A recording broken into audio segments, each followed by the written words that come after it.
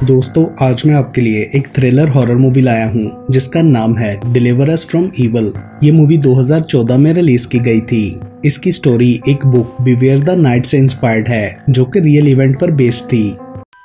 Film के start में हमें 2010 का टाइम दिखाया गया है जहां पर कुछ यूएस मैरीन सोल्जर्स इराक के एक प्रोविंस में कोई मिलिट्री ऑपरेशन कर रहे थे।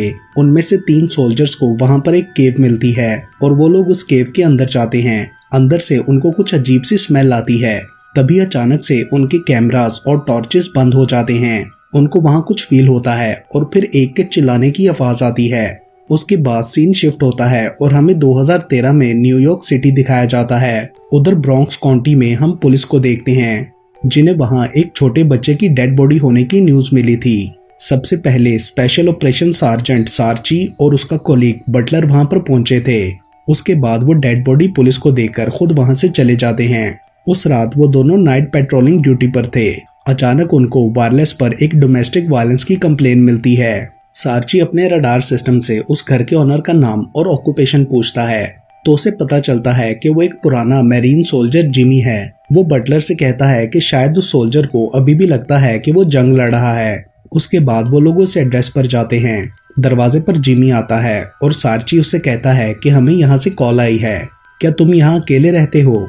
जिस पर जिमी बताता है कि मेरी वाइफ भी है। तो वो लोग अंदर उसकी वाइफ को देखने जाते हैं जिसका चेहरा देखकर सार्ची समझ जाता है कि जिमी ने उसको फिजिकली अब्यूज किया है।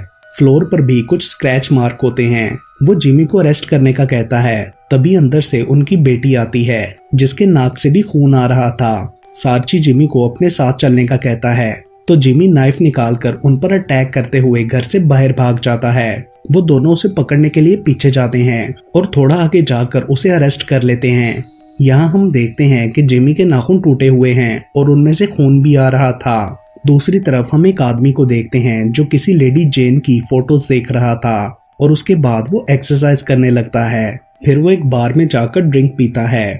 दूसरी तरफ सार्ची और बटलर को जू से डिस्टर्बेंस की कंप्लेन मिलती है जहां पर एक औरत ने अपने बच्चे को लायन एनक्लोजर की खाई में फेंक दिया था। बच्चे के सर पर चोट लगी थी और उसे हॉस्पिटल पहुंचा दिया गया था। सार्ची को बताया जाता है कि वो औरत कहीं छुप गई है, हम उसे ढूंढ नहीं पा रहे क्योंकि जू की लाइट तब से बंद है। पुलिस ऑफिसर सार्ची को बताते हैं कि इसलिए हमें आप लोगों को मदद के लिए बुलाना पड़ा। उसके बाद सार्ची और बटलर जू में उस औरत को ढूंढना शुरू करते हैं। वो दोनों अलग अलग होकर ढूंढते हैं। अचानक सार्ची को वो औरत लीमर के पिंजरे में मिलती है जो कि बहुत तेजी से जमीन पर स्क्रैचिंग कर रही थी। जब वो लोग उसे पकड़ते हैं तो वो बहुत अजीब बिहेव करती है, कभी रोने लग जाती है और कभी डोर्स वाला गाना गाने लगती है। उस औरत की मेंटल कंडीशन ठीक नहीं लग रही थी। सार्ची सोचता है कि इसने बहुत ज्यादा ड्रग्स ले रखी हैं। अचानक सार्ची शेर के पिंजरे में किसी को नोटिस करता है। उसे बताया जाता है कि ये कमर्शियल पेंटर है जो सुबह से यहाँ काम कर रहा था। हमें लगा था कि वो अब तक चला गया होगा। शक्ल से उसकी हालत भी बहुत क्रीपी लग रही थी। सार्ची उस आदमी से बात करने के लिए लायन केज में जाता है तो लायंस उस पर अटैक कर देते हैं जिसके बाद बहुत मुश्किल से सार्ची की जान बचती है। अगले सीन में हम सार्ची को अपनी फैमिली के साथ देखते हैं। वो और उसकी वाइफ अपनी बेटी क्रिस्टीना का फुटबॉल मैच देख रहे थे। उसके बाद सार्ची उस औरत को देखने जाता है जिसे मेंटल हेल्थ फैसिलिटी में ले जाया जा रहा था। वहां पर उससे एक प्रीस्ट मेंडोजा भी मिलता है जिसे उस औरत की फैमिली ने बुलाया था। वो उस औरत का नाम जेन बताता है और कहता है कि ये मेरी क्लाइंट है। प्रीस्ट सार्ची से जेन के बिहेवियर के बारे में बहुत सारे सवाल करता है। मेंडोजा वही आदमी था जिसे हमने पहले जेन की फोटोज चेक करते हुए देखा था। वो सार्ची को अपना कार्ड देता है कि अगर कोई भी हेल्प चाहिए हो तो कॉन्टेक्ट करना। उसके बाद वो लोग उस केस को डिस्कस कर रहे होते हैं तो सार्ची को एक और डिस्टर्बेंस कॉल के बारे में अपने कोलीग से पता चलता है जो कि एक फैमिली की तरफ से थी। उन्हें अपनी बेसमेंट से कुछ आवाजें आती थीं और आज उस घर की एक लेडी को उनके फादर की कॉल आई थी जो कह रहे थे कि दरवाजे बंद कर दो। लेडी का कहना था कि वो फादर 7 साल पहले मर चुके हैं। सार्ची को ये बात थोड़ी वियर्ड लगती है और वो बटलर के साथ वहां जाने का फैसला करता है। उस एड्रेस पर पहुंचकर उन्हें पता चलता है वो 3 लोगों की फैमिली है जो कि पिछले 2 हफ्तों से अपने लिविंग रूम में रह रहे थे क्योंकि उन्हें लगता था कि उनका घर पोजेस्ड है। बेसमेंट से उन्हें डरावनी आवाजें आती थी और उन्होंने अपने घर में कुछ वियर्ड चीजें भी होती देखी थी, जैसे कि घर के एक हिस्से में कोई भी बल्ब लगाने से वो फौरन जल जाता था और उस एरिया में कोई भी कैंडल नहीं जल पाती थी। सार्ची और बटलर टॉर्च लेकर बेसमेंट में चेक करने के लिए जाते हैं क्योंकि वहां पर भी कोई बल्ब नहीं था। उधर से काफी स्मेल भी आ रही थी, इसलिए बटलर ऊपर वापस चला जाता है। अचानक सार्ची को वहां पर एक डेड बॉडी मिलती है जो कि बहुत बुरी हालत में थी। वो डीकम्पोज हो रही थी और उसके अंदर कीड़े और मक्खियां भी थीं। उस फैमिली से बात करके सार्ची को पता चलता है कि ये बॉडी एक पेंटर की थी। वो लोग बताते हैं कि कुछ दिन पहले हमने 2 पेंटर्स को हायर किया था बेसमेंट में काम करवाने के लिए, और बताते हैं कि ये दोनों बहुत कम बात करते थे। दूसरा पेंटर हर वक्त हुड पहन कर रखता था। सार्ची को उस पेंटर के आईडी कार्ड से पता चलता है कि उसका नाम डेविड ग्रिग्स था। उसके बाद वो लोग डेविड के घर जाते हैं। पूरे घर की हालत बहुत ही ज्यादा खराब थी और सब कुछ बिखरा हुआ था। वहाँ पर कीड़े चल रहे थे। उन लोगों को उधर एक पेंटिंग कंपनी के बहुत से विजिटिंग कार्ड्स मिलते हैं। वहाँ पर एक फैमिली फोटो भी थी जिससे पता चलता है कि जेन डेविड ग्रिग्स की बीवी थी और वो बच्चा इनका अपना था जिसे जेन ने फेंका था। उधर एक और फोटो भी थी जिसमें डेविड अपने 2 साथियों के साथ मैरीन यूनिफॉर्म में था। उसके साथियों में से एक जिमी था और तीसरा उनके ख्याल में वो पेंटर सेंटिनो था जो कि जू में छुप गया था। उस घर में एक डॉग भी था जो उनको देखकर भौंकने लगता है। वो नोटिस करते हैं कि डॉग के गले में जीसस का लॉकेट डाला हुआ है और दीवार पर जीसस स्टैच्यू की जगह क्रॉस पर एक कैट की डीकम्पोज्ड बॉडी लगी हुई है। अगले सीन में सार्ची अपनी फैमिली के साथ होता है और उसकी बीवी बताती है कि मैं प्रेग्नेंट हूँ। ये सुनकर वो बहुत खुश होता है। उसकी बीवी उससे नाराज थी कि वो फैमिली को सही से टाइम नहीं देता था। उसके बाद मेंडोजा सार्ची से मिलने के लिए पुलिस स्टेशन जाता है और उससे जू कैमरास की रिकॉर्डिंग्स देखने की रिक्वेस्ट करता है ताकि पता लगा सके कि जेन ने ऐसा क्यों किया। सार्ची को जेन पागल लगती थी मगर मेंडोजा ये बात नहीं मानता क्योंकि उसे लगता था कि जेन के साथ कोई स्पिरिचुअल प्रॉब्लम है, मतलब वो पोजेस्ड है। वो कहता है कि दुनिया में 2 तरह के एवल होते हैं, एक सेकेंडरी जो लोग क्रिएट करते हैं और दूसरा प्राइमरी जो डीमन से आता है। सार्ची उसकी बात पर यकीन नहीं करता, जिस पर मेंडोजा कहता है कि जब तुम ट्रू इवल देखोगे तो मान जाओगे, और वो उससे ये भी कहकर चला जाता है कि अगर उन रिकॉर्डिंग्स में कुछ स्ट्रेंज देखो तो मुझे जरूर बताना। उसके बाद बटलर सार्ची को बताता है कि वो तीनों मैरीन ऑफिसर्स इराक में एक ऑपरेशन कर रहे थे और फिर इन्हें वहां से डिस्चार्ज कर दिया गया क्योंकि उन्होंने एक पादरी पर अटैक किया था और डेविड की पोस्टमार्टम रिपोर्ट से पता चला था कि उसने अपनी जान खुद ली है। सार्ची कंक्लूड करता है कि वहां मौजूद सेंटिनो ने बाद में उसकी बॉडी को रैप करके उधर ही रख दिया। उसके बाद वो दोनों जू की रिकॉर्डिंग देखते हैं जिसमें सेंटिनो ऐसी दीवार को पेंट कर रहा होता है जिस पर कुछ लिखा हुआ था। तभी जेन वहां आती है। सेंटिनो उसके सामने जाकर खड़ा होता है और वो अपने बच्चे को फेंक देती है। फिर सेंटिनो दोबारा से जाकर पेंट करने लगता है। तभी सार्ची को कुछ आवाजें सुनाई देती हैं जो कि बटलर को सुनाई नहीं दे रही थी। उधर सेंटिनो शेर को खोलकर उससे बातें करने लगता है। सार्ची को वीडियो में एक आदमी की शक्ल भी नजर आती है जो रियल में वहां नहीं था। इस सब की वजह से सार्ची काफी डिस्टर्ब हो गया था और वो घर में क्रिस्टीना पर भी गुस्सा करता है इस सब के स्ट्रेस की वजह से। जिसके बाद वो अपनी वाइफ को एक्सप्लेन करता है कि वो केसेस की वजह से बहुत परेशान है। उस रात वो जिमी के घर जाता है। उसकी वाइफ बताती है कि डेविड और सेंटिनो ने 2 हफ्ते पहले एक पेंटिंग कंपनी स्टार्ट की थी और उन्होंने जिमी के ऑफिस रूम में एक दीवार पेंट की थी। सार्ची एक साइड से पेंट उतारता है तो उसे आउल बना नजर आता है। साथ ही जिमी की वाइफ ये भी बताती है कि मेरे हस्बैंड को फिट्स पड़ते हैं और वो डिफरेंट जगहों को स्क्रैच करने लगता है जिससे उसके नेल्स पूरी तरह जख्मी हो चुके हैं जैसा कि हमने देखा था। और वो बताती है कि वो मुझे मारता था, डराता था और अब कुछ दिनों से वो घर से गायब है। दूसरी तरफ क्रिस्टीना को सोते हुए कुछ अजीब सी आवाजें आती हैं और वो डर कर कमरे से चली जाती है। उधर सार्ची सारी दीवार का पेंट उतार देता है तो उसे वहां लैटिन एंशिएंट लैंग्वेज में मैसेजेस और साइंस बने मिलते हैं। तभी अचानक से रूम की लाइट्स भी फ्लिक करके बंद हो जाती हैं और सार्ची को कुछ आवाजें भी आती हैं। उसके बाद अचानक से जिमी वहां आकर सार्ची पर अटैक कर देता है और फिर खुद ही उधर से भाग जाता है। तभी लाइट भी आ जाती है और सार्ची जिमी की ड्राइव चेक करता है जिसमें उसे वो केव वाली वीडियो मिलती है। वीडियो में हम देखते हैं कि केव में अचानक से बहुत सारी बैट्स आ जाती हैं जिसकी वजह से मूवी के स्टार्ट में वो लोग चीखे थे। उधर उन्हें दीवार पर वैसे ही लैटिन राइटिंग्स और सिंबल्स मिले थे जैसे सार्ची को इधर नजर आए थे।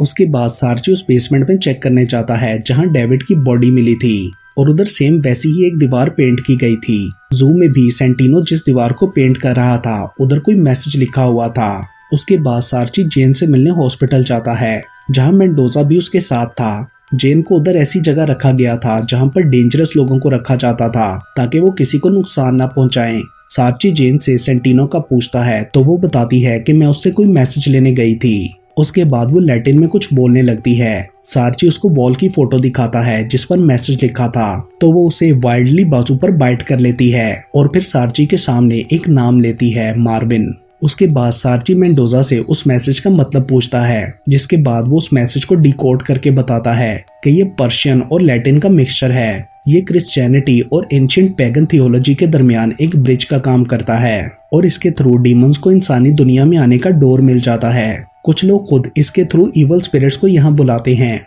और कुछ लोग गलती से इस कर्स का शिकार बन जाते हैं। उसके बाद मेंडोजा सार्ची के पूछने पर बताता है कि यंग एज में मैं बहुत बड़ा ड्रग एडिक्ट था और फिर एक इंसिडेंट ने मेरी लाइफ बदल दी और मैं गॉड को चुन के प्रीस्ट बन गया। इसी तरह सार्ची बताता है कि मुझे गॉड पर इसलिए भरोसा नहीं है क्योंकि इस दुनिया में इतना कुछ इवल हो रहा है। अगर गॉड है तो इस सबको रोकता क्यों नहीं है। जिसके बाद मेंडोजा उसे गॉड की एग्जिस्टेंस के बारे में बताता है और अपने कुछ एक्सपीरियंस शेयर करते हुए कहता है कि इवल जब किसी इंसान को पोजेस करता है तो वो इंसान ऐसी बातें भी बोलने लगता है जो वो कभी नहीं जान सकता था। इसलिए अब तुम मुझे बताओ कि मार्विन कौन है। मगर सार्ची नहीं बताता। मेंडोजा उससे ये भी कहता है कि तुम में कुछ डिफरेंट है कि तुम इवल को डिटेक्ट कर सकते हो। जिस पर सार्ची कहता है कि मुझे कुछ बुरा होने से पहले उसका ख्याल आ जाता है। रात को घर जाने पर उसकी वाइफ सार्ची को बताती है कि क्रिस्टीना सोते में डर गई थी। उसे अपने रूम से स्क्रैचिंग की आवाजें आ रही थी। ये सुनकर सार्ची परेशान हो जाता है और क्रिस्टीना के रूम में जाकर चेक करता है तो उसे वहाँ भी वो रिकॉर्डिंग वाला आदमी नजर आता है जो रियल में वहाँ नहीं था। दूसरी तरफ हॉस्पिटल में जेन अपने सेल से बाहर आ गई थी और उसने डॉक्टर को भी मार डाला था। अगले सीन में सार्ची मेंडोजा को भी वो रिकॉर्डिंग सिखाता है और वो लोग कंक्लूड करते हैं कि वहाँ जेन उस मैसेज को देखकर पोजेस हो गई थी, इसलिए उसने अपने बेटे को मारने की कोशिश की। जिसके बाद सार्ची समझ जाता है कि सेंटिनो इराक में ये मैसेज देखकर पोजेस हो गया था और वो अब इसे फैला रहा है, जिसे उनको रोकना होगा।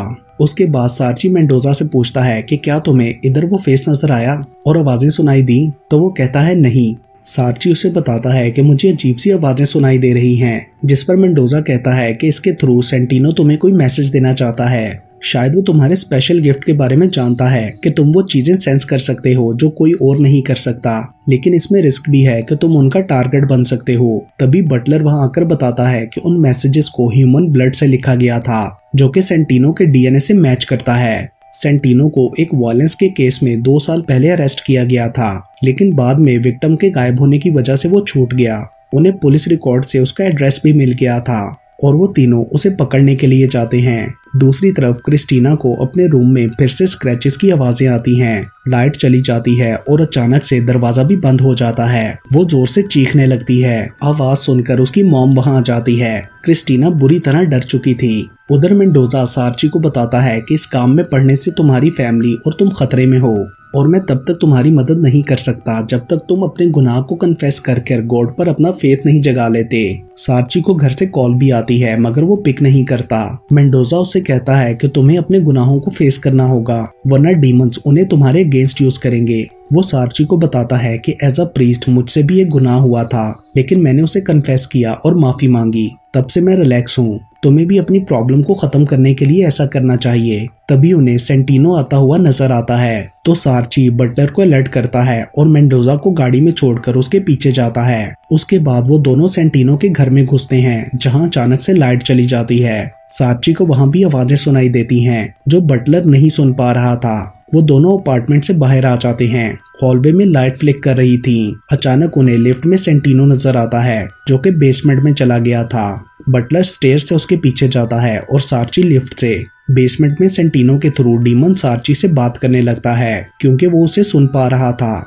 उधर मेंडोजा को बिल्डिंग में सब गलत होता नजर आता है और वो भी अंदर चला जाता है। सार्ची सेंटिनो को ढूंढ रहा होता है कि तभी वो उसके सामने आ जाता है, मगर अचानक पीछे से जिमी सार्ची पर अटैक करके उसका गला दबाने लगता है और सेंटिनो वहां से चला जाता है और ऊपर बटलर पर अटैक करके उसे मार डालता है। उधर जिमी ऑलमोस्ट सार्ची का गला दबा ही चुका था कि तभी मेंडोजा वहां पहुंचकर उसे क्रॉस के थ्रू रोक देता है। सार्ची को उस टाइम भी बहुत अजीब सी आवाजें आ रही होती हैं जो कि जिमी के रिलैक्स होते ही रुक जाती हैं। मतलब वो डीमंस को सुन सकता था। ये उसकी स्पिरिचुअल पावर थी। सेंटिनो बटलर को मारकर वहां से चला गया था। वो लोग जिमी को अरेस्ट कर लेते हैं। उसके बाद सार्ची देखता है कि बटलर मर चुका है, तो वो अपनी टीम को वहां बुलाता है। अगले सीन में सार्ची हार मान के मेंडोजा के सामने कन्फेस करता है कि उसने एक बंदे मार्विन को मारा है। वो बताता है कि मार्विन एक मुजरिम था जिस पर बच्चों के साथ ज्यादती और मर्डर के केसेस थे, और मैंने उसे अपने एक मर्डर सीन पर दोबारा आते देखा तो मुझे इतना गुस्सा आया कि मैंने उसे मार डाला,